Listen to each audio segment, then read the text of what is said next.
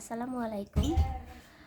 আমাদের যে জরুরি সেবাগুলো আছে আমাদের দেশে, যেমন 999 বা সরকারি যে কোনো জরুরি সেবা, সেগুলা একজন বাক শ্রবণ প্রতিবন্ধী ব্যক্তিদের জন্য ইউজ করাটা খুবই কষ্টকর এবং অসম্ভব। কারণ তারা কানেও শুনতে পায় না, কথাও বলতে পারে না। তাহলে তারা সেটা কিভাবে ব্যবহার করবে? তাদের বিপদ হলে তারা কিভাবে জানাবে?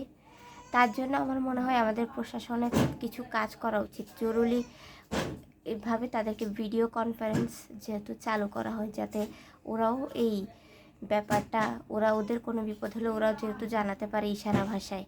তার সাথে একজন দক্ষ সাইন ল্যাঙ্গুয়েজ টিচার রাখা উচিত।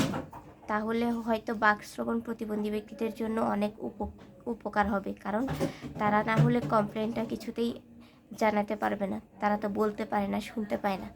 সো আমাদের সমাজের সবার কথা ভেবেই মনে হয় যে সরকারি সমস্ত সুযোগ সুবিধাগুলো করা উচিত, যাতে করতে পারে।